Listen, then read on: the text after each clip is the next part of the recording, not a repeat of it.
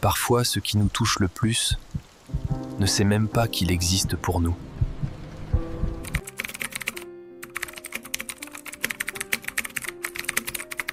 Imagine un instant que tu es une femme ayant vécu des relations où tout semblait parfait. De belles conversations, une attraction mutuelle, voire des projets communs. Mais soudain, il s'éloigne émotionnellement. Ou pire, il reste, mais sans être vraiment là. Et tu te demandes, qu'est-ce qui fait réellement tomber un homme amoureux? Qu'est-ce qui déclenche en lui une connexion profonde, au-delà du désir ou de l'habitude? La plupart des femmes pensent que l'amour naît de l'effort, de l'attention constante, de la démonstration d'intérêt et de dévouement. Bien que tout cela ait sa place, ce que beaucoup ignorent, et ici Carl Jung nous offre une clé puissante, c'est que l'amour ne se produit pas en surface, mais dans l'inconscient. Ce qui éveille véritablement un amour profond chez un homme n'est pas toujours visible. Ce n'est ni dans ce que tu fais, ni dans ce que tu dis. C'est dans ce que tu représentes pour lui sans le savoir. C'est dans cette énergie silencieuse que tu dégages lorsque tu cesses d'essayer de plaire, lorsque tu es simplement toi. Et souvent, plus tu te détaches du besoin d'être choisi, plus tu marques profondément son esprit. Ce n'est pas de la magie, c'est de la psychologie. Jung appelait cela la projection archétypique, ce phénomène où l'autre ne tombe pas amoureux de toi tel que tu es, mais de ce que tu éveilles dans son monde intérieur. Peut-être ne te l'a-t-il jamais dit, mais il y a eu un moment où il t'a regardé et a vu en toi quelque chose de plus grand qu'une femme. Il a vu un symbole, une énergie, quelque chose qui le confrontait tout en l'attirant. As-tu déjà ressenti que tu étais inoubliable pour quelqu'un sans avoir fait quoi que ce soit d'extraordinaire?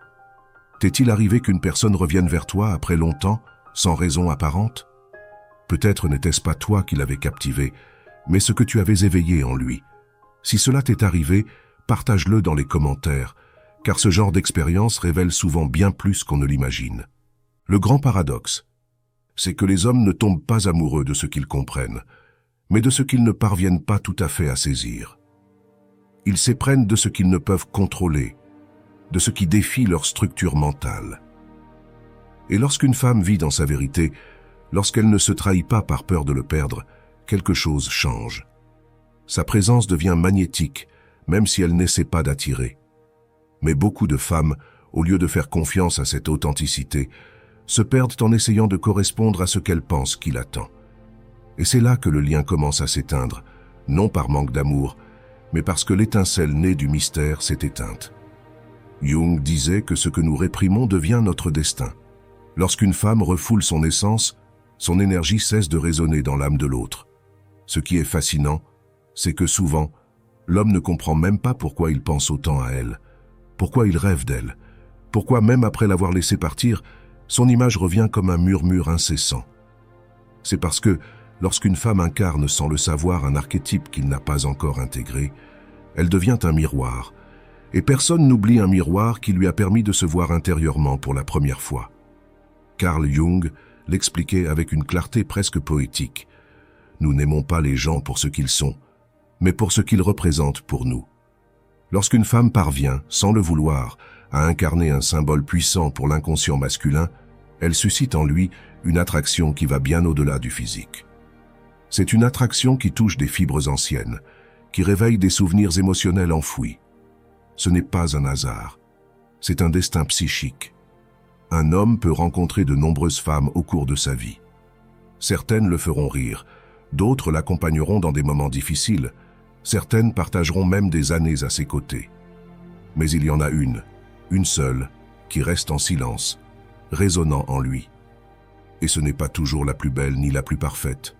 C'est presque toujours celle qui n'a pas essayé de l'être. Celle qui s'est montrée avec un mélange de calme et de certitude, celle qui n'avait pas besoin de validation extérieure, celle qui, au lieu de lui plaire, s'est choisie elle-même sans culpabilité. Cette femme, sans s'en rendre compte, devient une figure symbolique, une manifestation de son anima, la part féminine de son inconscient qu'il n'a pas encore intégré. Lorsqu'elle entre dans sa vie, quelque chose en elle se remue. Mais voici ce qui est le plus curieux. Beaucoup de femmes ne remarquent pas quand elles jouent ce rôle. Elles ne réalisent pas l'impact qu'elles ont, car elles ne font rien de spécial. Elles sont simplement elles-mêmes. Elles vibrent dans leur authenticité, connectées à leur essence. Et cette authenticité est profondément perturbante pour un homme habitué à des relations où la connexion émotionnelle était superficielle ou basée sur des attentes.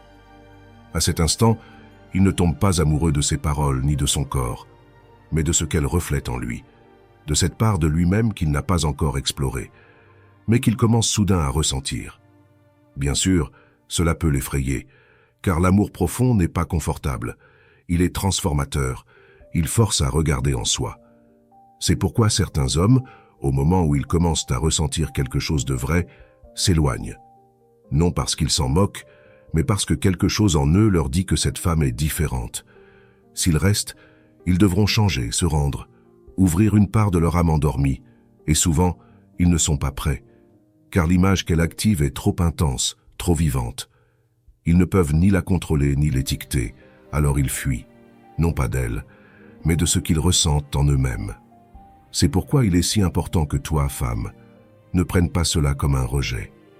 Si tu t'es déjà éloigné de quelqu'un sans comprendre pourquoi son départ t'a tant fait mal, peut-être que ce n'était pas un amour non partagé. Peut-être étais-tu le reflet qu'il n'a pas pu détenir. Dis-moi, as-tu déjà ressenti qu'on t'a repoussé non pas pour ce que tu as fait, mais pour ce que tu représentais? T'a-t-il été difficile de le comprendre? Raconte-le dans les commentaires, car ton expérience pourrait aider d'autres personnes qui vivent la même chose en ce moment. Lorsqu'une femme cesse de chercher l'amour et commence à s'habiter elle-même, quelque chose dans son énergie change. Ce n'est ni de l'orgueil, ni de l'indifférence.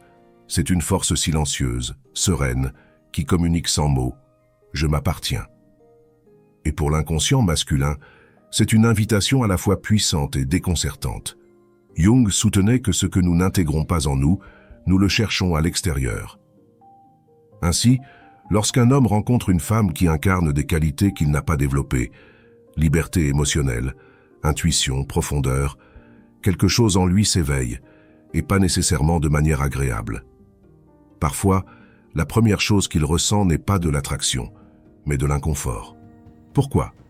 Parce qu'elle reflète un vide, un espace intérieur qu'il a évité pendant des années. Peut-être a-t-il toujours cherché des relations où il était le protecteur, le fort, celui qui dominait la situation. Mais face à cette femme qui n'a pas besoin d'être sauvée, qui ne l'idolâtre pas, qui ne se consume pas pour son attention, il se sent désarmé. Et c'est souvent là que commence l'obsession, non pour elle en tant que personne, mais pour retrouver cette fausse sensation de contrôle que sa présence a brisée. Il ne le sait pas consciemment, mais ce qu'il cherche, ce n'est pas à la reconquérir, c'est à réparer son identité fracturée. Cela explique pourquoi certains hommes, après avoir perdu une femme comme celle-ci, ne parviennent pas à l'oublier complètement.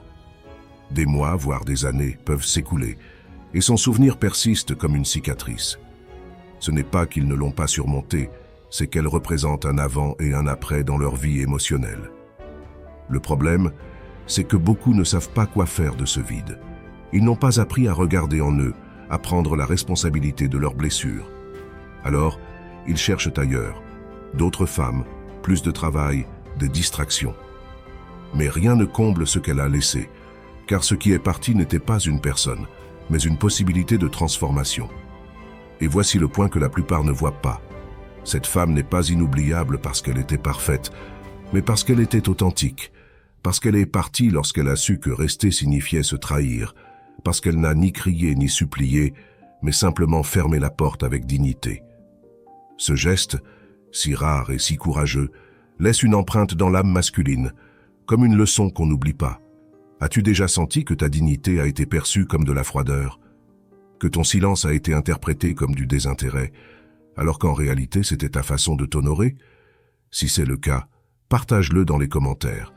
Peut-être que quelqu'un a besoin de lire cela pour comprendre que lâcher prise n'est pas abandonner, mais se sauver. L'inconscient ne distingue pas entre le réel et le symbolique. Pour Jung, c'était l'une des vérités les plus puissantes de la psyché humaine. C'est pourquoi, lorsqu'une femme devient un symbole dans l'esprit d'un homme, elle cesse d'être une personne ordinaire. Elle devient une idée, un écho, un miroir, et personne n'oublie le miroir qui l'a forcé à se confronter à lui-même. Carl Jung parlait des points d'inflexion dans la psyché, des moments où la vie, sans demander la permission, nous oblige à affronter ce que nous refusons de voir. Pour beaucoup d'hommes, Cette femme qui est partie sans bruit, sans explication dramatique, devient l'un de ses points.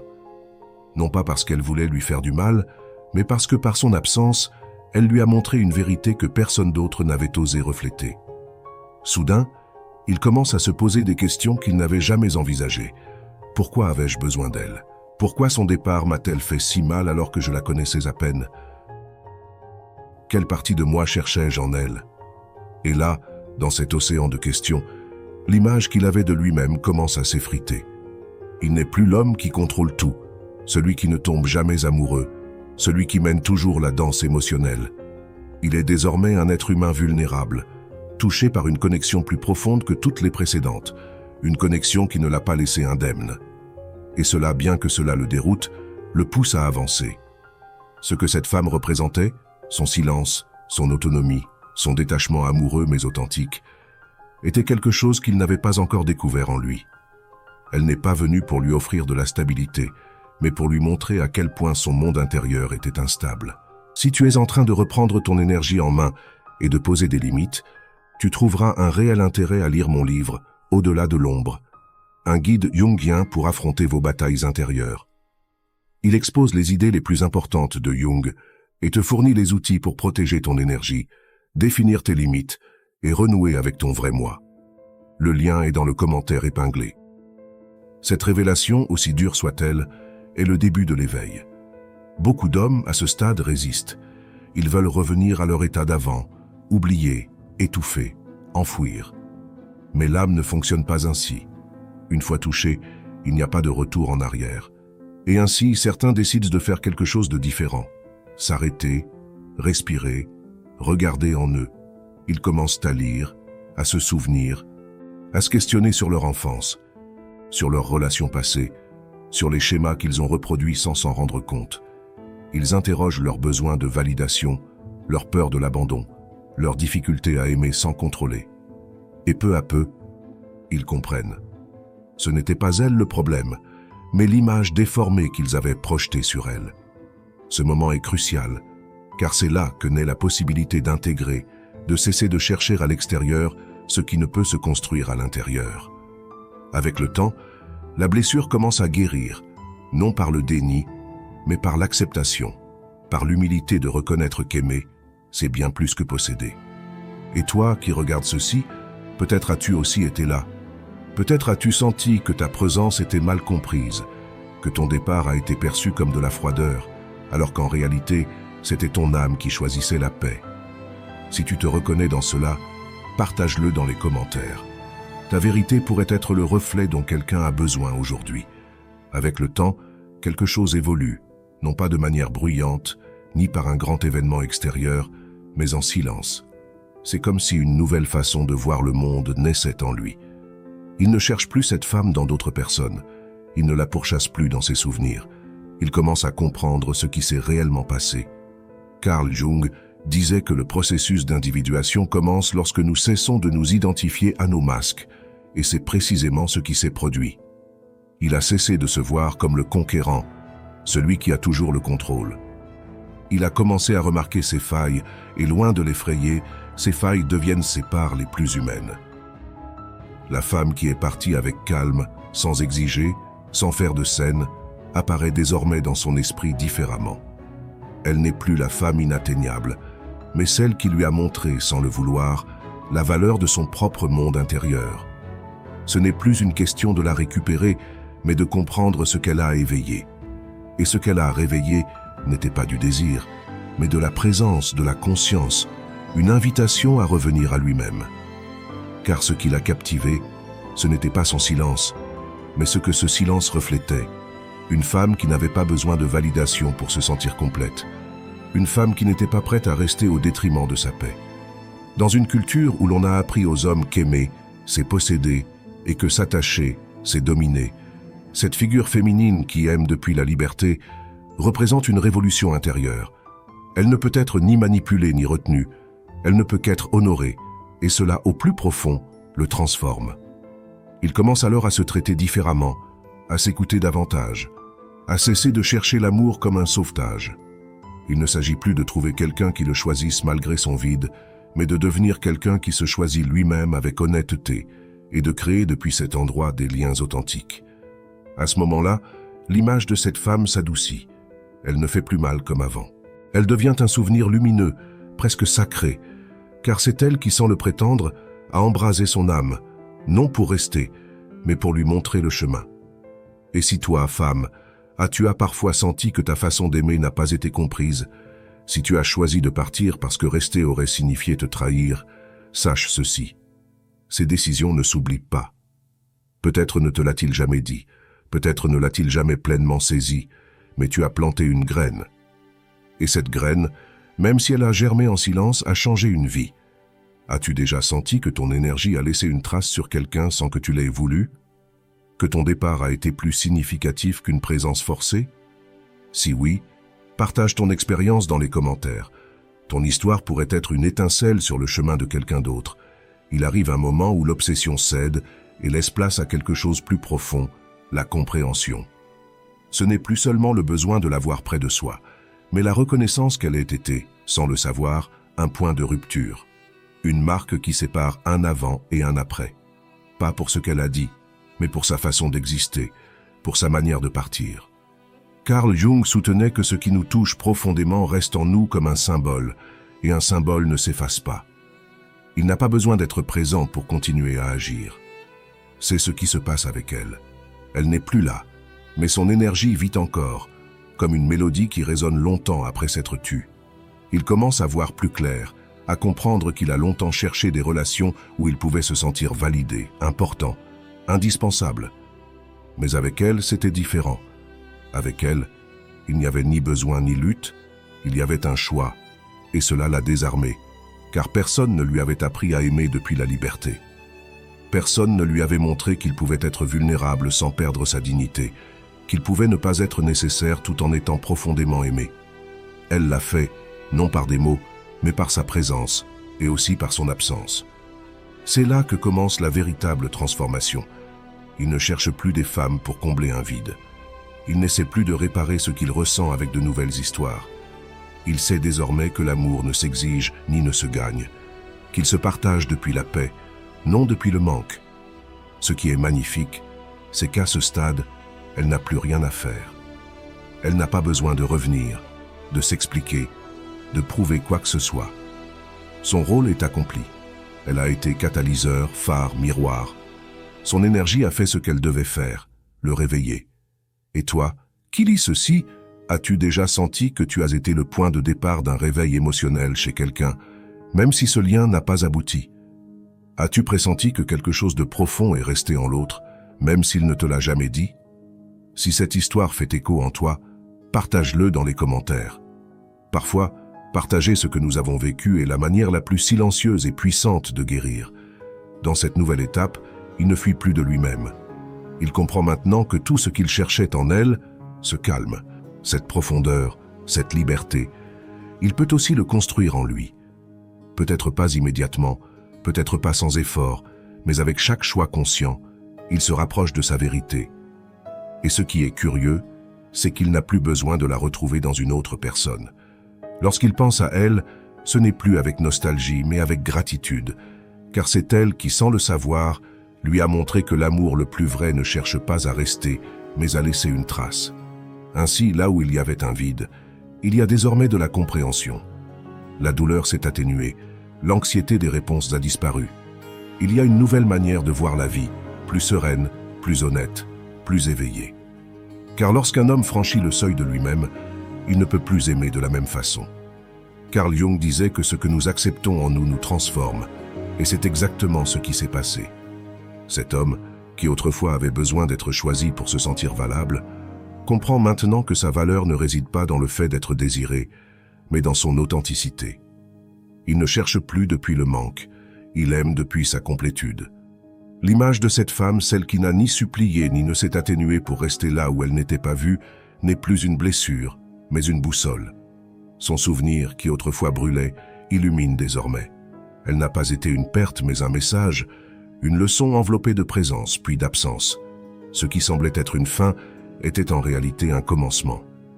Cet amour, qui ne s'est pas terminé par des promesses ou des explications, a laissé place à quelque chose de plus grand, la transformation, non pas celle d'une relation, mais celle de l'âme. Pourquoi? Parce que lorsque quelqu'un touche ton essence, peu importe qu'il reste ou qu'il parte, ce qui compte, c'est ce qu'il éveille en toi. Et toi, femme qui es de l'autre côté de cette histoire, peut-être n'as-tu jamais su l'impact réel de ton énergie. Peut-être as-tu cru que tu partais sans être remarqué. Mais je veux que tu te souviennes de ceci. Lorsque tu aimes avec conscience, avec dignité, avec confiance, avec liberté, tu laisses toujours une trace, pas dans l'ego de l'autre, mais dans son âme. Et cela perdure. Et toi, homme qui a vécu ce processus, peut-être comprends-tu maintenant que ce que tu as perdu n'était pas elle, mais une partie de toi que tu n'avais pas encore embrassée. Et peut-être que son départ n'était pas une fin, mais la porte qui t'a ramené à toi-même. Je t'invite à partager dans les commentaires ce que cette vidéo a remué en toi. Peut-être as-tu vécu une histoire similaire. Peut-être es-tu cette femme qui a su lâcher prise au bon moment. Peut-être es-tu cet homme qui a commencé à s'éveiller. Quelle que soit ton expérience, ta voix pourrait être le miroir dont quelqu'un a besoin aujourd'hui. Et si ce message a résonné en toi, abonne-toi, active les notifications et partage ce texte avec quelqu'un prêt à aimer autrement. Souviens-toi de ceci. Ce qui est vrai n'a pas besoin d'être poursuivi, seulement vécu. Et ce qui est vécu avec l'âme ne s'oublie jamais.